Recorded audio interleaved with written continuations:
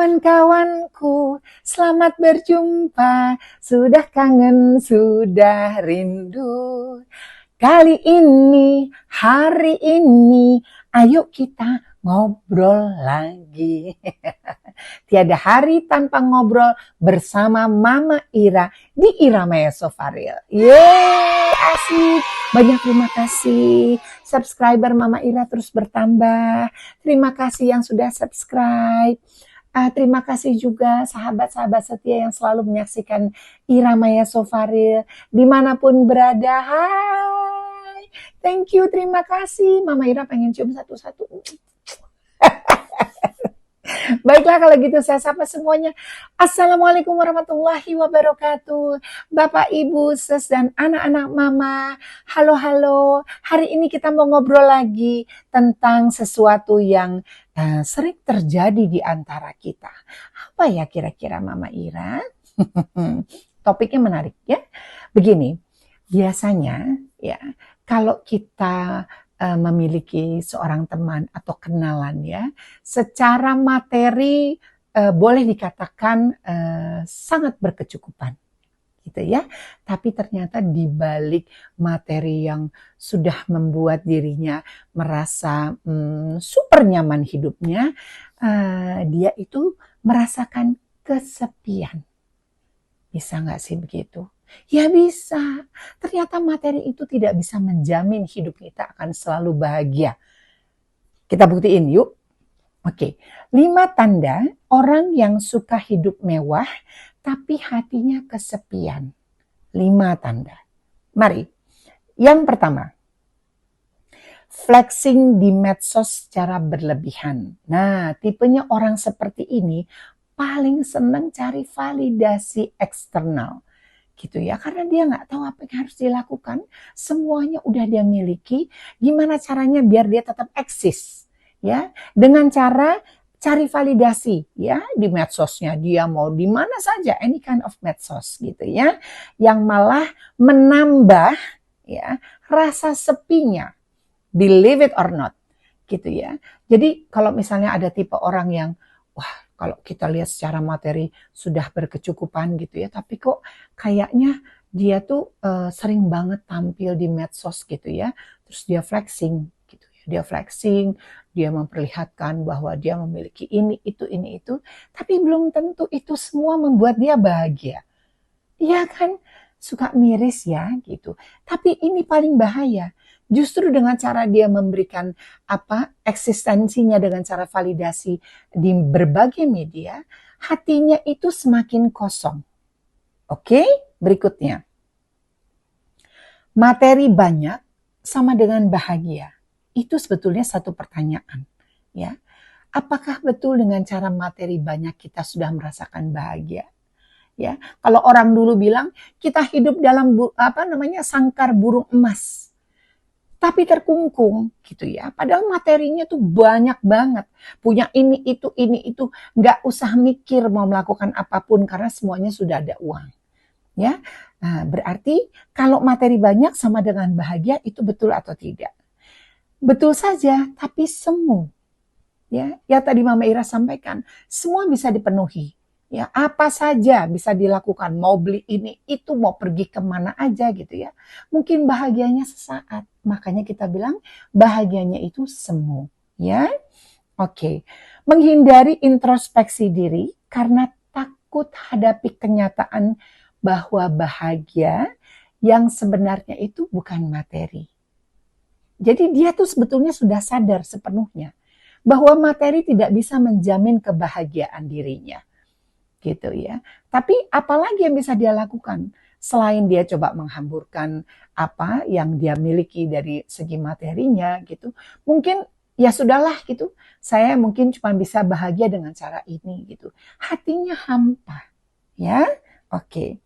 Ketiga, relasi dangkal dan kurang teman dekat.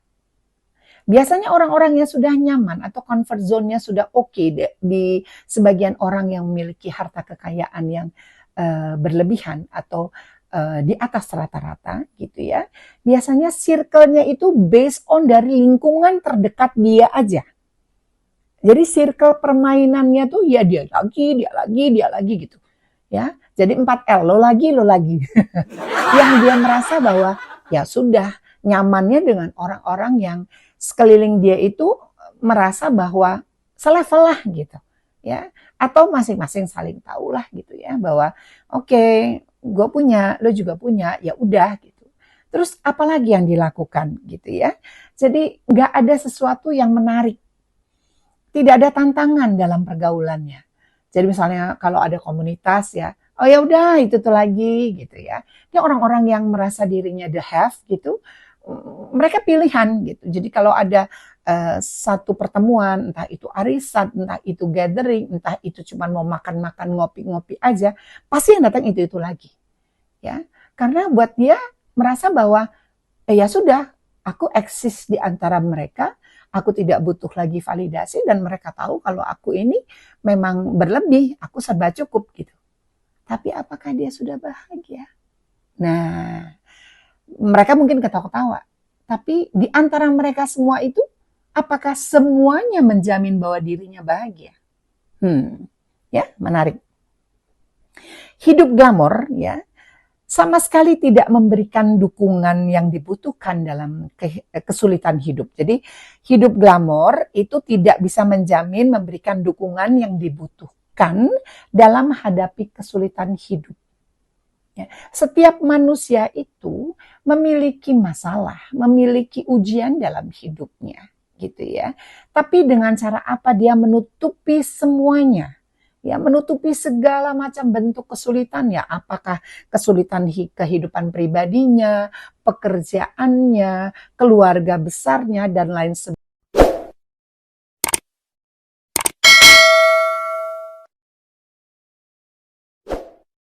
menjamin bahwa dirinya bahagia. Ya, menarik.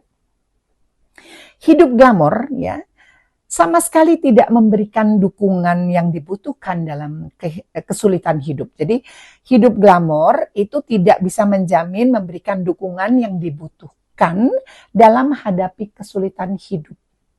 Ya. Setiap manusia itu memiliki masalah, memiliki ujian dalam hidupnya, gitu ya. Tapi dengan cara apa dia menutupi semuanya? Ya, menutupi segala macam bentuk kesulitan ya, apakah kesulitan kehidupan pribadinya, pekerjaannya, keluarga besarnya dan lain sebagainya atas dasar kekurangan dirinya gitu ya. Dia tutupi dengan cara apa? Ya itu tadi. Ya, dia coba untuk menyenangkan dirinya sendiri gitu. Hidupnya glamour aja. Buat dia ya sudah, aku bisa melupakan kesulitanku dengan cara ini. Ya sudah itu aja. Tapi lagi-lagi hanya sesaat, ya. Oke, jaga citra agar tampak sempurna di circle-nya. Yang tadi awal saya sudah bahas gitu.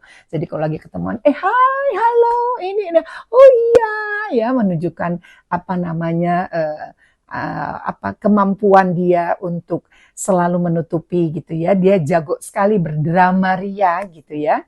Entah itu pada akhirnya dialihkan dengan looks-nya, dengan cara membicarakan apa saja yang menarik dalam circle-nya mereka, mau tentang kehidupan apa namanya glamour-nya mereka dari performance, dari perjalanan traveling, dari ABCD. Aduh, udah kayaknya udah, kalau buat saya pribadi mohon maaf saya nggak bisa kegambar tuh masalah seperti itu gitu ya, karena mungkin kalau Mama Ira tuh tipenya apa adanya gitu ya. Jadi kalau saya melihat teman-teman seperti itu, ya nggak apa-apa, mereka fun, everybody deserve to be happy, tapi dengan caranya gitu ya.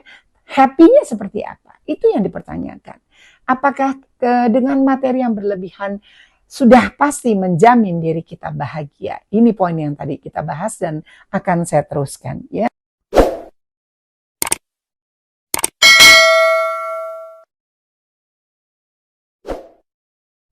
Berikutnya yang tidak kalah penting adalah takut hening dan sendiri. Aduh, suka miris, suka sedih banget ya. Misalnya, ada teman misalnya gitu. Lagi di mana? Lagi di rumah, lagi ngapain? Lagi terus Mama Ira cerita begini gitu ya. Terus kayaknya dia bilang, "Wah, kayaknya fun banget ya. Fun banget tiap hari tuh ada aja yang dilakukan." Oh iya. Terus Mama Ira tanya, dirimu melakukan apa? Nggak tahu mau melakukan apa, padahal aku bisa kemana aja, aku mau pergi. Kemarin sih dari sini. Tapi tetap merasakan bahwa dia itu sendiri gitu. Oh iya, soalnya anak-anak lagi pada pergi. Oh iya, soalnya anak-anak jauh. Oh iya, laki gue gini. Jadi hening. Dia tuh sebetulnya takut dengan rasa sendiri gitu ya. Nah, kalau tipenya orang-orang seperti ini yang merasa hidupnya sendiri gitu, dia pasti akan mencari kehebohan. Ya, dia membuat kehebohan dalam dirinya. Entah itu di medsos, entah itu di sekitar lingkungannya, atau apa saja yang menurut dia itu merupakan celah. Di mana dia bisa melakukan apa tadi saya bilang validasi eksternal. Ya, jadi dia akan cari bagaimana caranya supaya dia tidak merasa sepi atau sendiri. Ya, itu di dalam circle-nya gitu. Biasanya mereka tuh orang-orang yang tadi saya bilang istilahnya gitu, penuh dengan drama. Oh iya, aku baik, oh iya gini. Jadi fake, nggak ada yang sincere gitu ya, karena mereka menutupi rasa sepinya gitu ya. Nah kalau rasa hening ya, hening itu kan berarti kan sunyi, senyap, sepi sendiri. Bisa bayangin, ada seseorang yang tinggal di rumah yang besar, semuanya serba berkecukupan, bak istana gitu ya, tapi dia suasananya sepi dan hening. Ya, ini yang bahaya. Kalau dia bisa mengintrospeksi diri, ya, memahami apa yang sedang terjadi, berusaha untuk menemukan solusi atas permasalahannya yang ada dalam diri dia, gitu ya. Itu semua akan baik. Ya, mungkin bisa dialihkan dengan beribadah, ya, melakukan kegiatan-kegiatan yang positif, gitu ya. Karena bisa saja orang-orang yang kesepian di antara keramaian, ya hidupnya ini sebetulnya penuh dengan kecemasan, rasa takut, depresi. Jadi kalau dia sendirian itu yang paling bahaya. Ya, oke. 5, kurang kepuasan dalam kehidupan sehari-hari. Pemuasan kebutuhan yang tidak masuk akal. Kurang kepuasan dalam kehidupan sehari-hari. Berarti dia hobinya menghambur-hamburkan materi. Ya. Kalau dia merasa semuanya serba cukup, dia pasti akan lebih tahu bagaimana harus bersikap dalam hidup ini.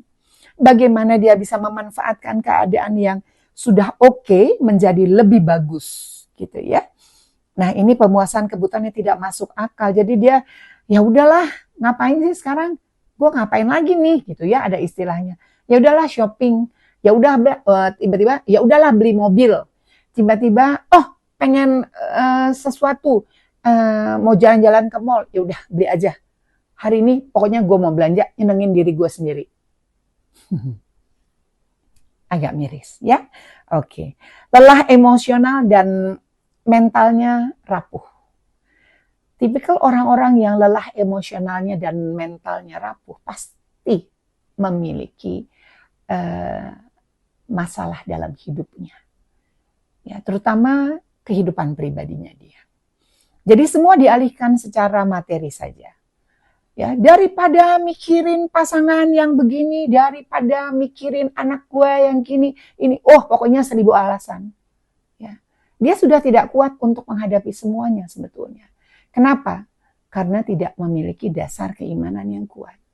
Karena dia tidak memiliki planning yang tepat dalam hidupnya. Dia merasa bahwa semuanya itu gampang diraih. Tidak ada tantangan lagi dalam hidupnya. Makanya mentalnya rapuh. Gitu ya. Ini yang harus dihindari. Jadi kalau kita ingin mencari kebahagiaan sejati, ya, itu adalah selalu bersyukur senantiasa. Utama adalah bersyukur.